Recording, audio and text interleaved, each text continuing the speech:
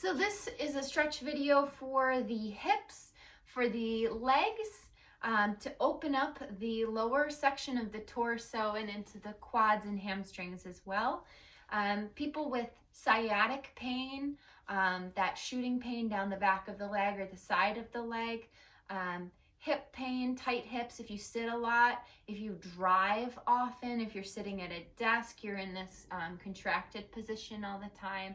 So this kind of stuff is going to help to open up this area of the body that tends to all be implicated in low back pain and knee, hip, quad pain, down into the feet, and again, echoes up into the rest of the body.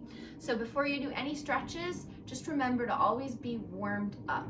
The body responds like, the soft tissue kind of responds like rubber bands. So if you had a bunch of rubber bands in a freezer and you pulled them out of the freezer and then went to stretch them, they'd probably all break. If you warmed them all up first and then stretch them, you get a much more malleable consistency, kind of like when you chew gum and then you stretch it. You really want to make sure that you're nice and warm. So after a shower, after a workout, after a bath, or maybe you do just 5 minutes of jumping jacks or something just to kind of get your heart rate up and get your body moving a little bit before you do any of these stretches. So the first is a standing forward fold. You can also do it seated.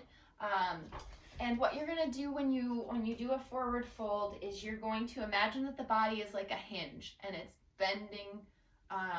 We want to allow the upper body to stay one solid piece. So imagining that the spine is stretching and lengthening in two separate directions.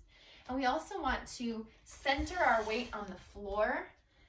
So again, coming to that neutral standing position that we've used in other videos is balancing the weight between both feet, making sure that you're in a true parallel position, that the toes are soft and relaxed, that the knees are nice and heavy and soft as well, and finding that central point first on the feet.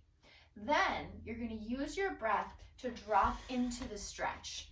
And when you do this, you want to try to keep the weight even on the feet. So no matter where the body goes, we don't want that weight to change on the feet. We also don't want the butt to go out behind us like this, at least initially. That's something you can kind of mess with a little bit later on as you play with the stretch. But right off the bat, we want to think about lining everything up and then using the breath to exhale and come forward. Now notice my hips stay in line with my feet. And I'm just going to use my breath, and you can use something to support you. Every exhale, sinking down a little bit more. I start to feel a stretch on my right side a little bit more in the back. This is great if you're a cyclist.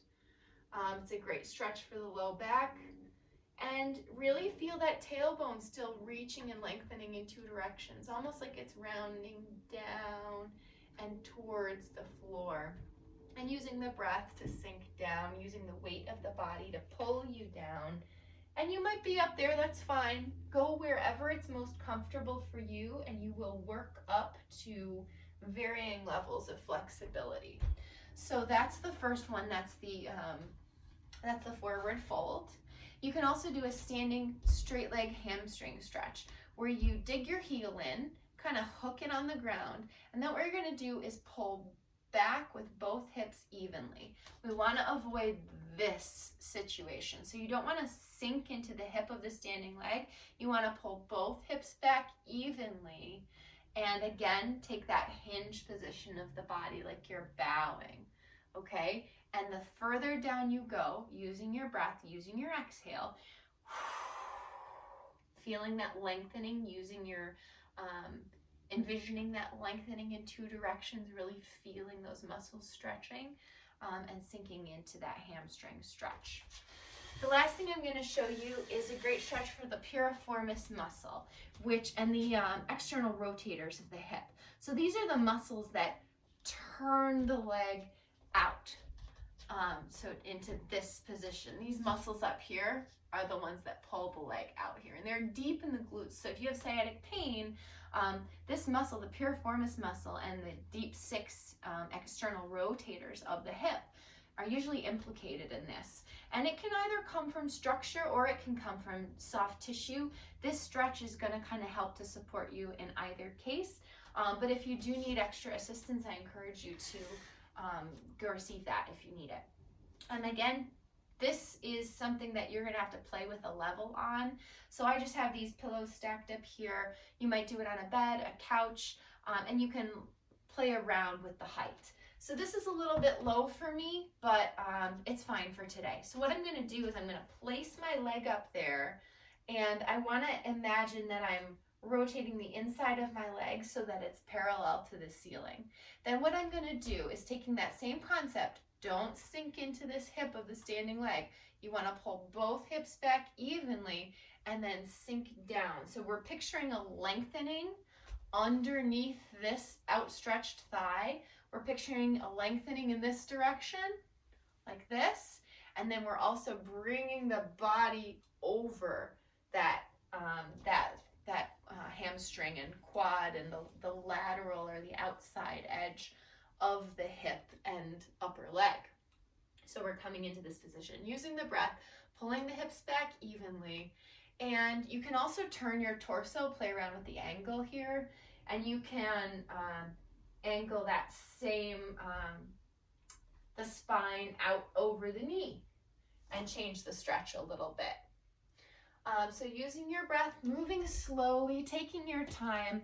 Those are some ways to just start opening up the hips. And also you can go back to that lunge position to open up the front of the torso and that psoas muscle that runs from, kind of deep in here all the way up to the spine. Okay, so that I will link in the description. So if you want to go back to check out that psoas video, you can add that. And hopefully you're building up a nice repertoire of stretches at this point. Take care.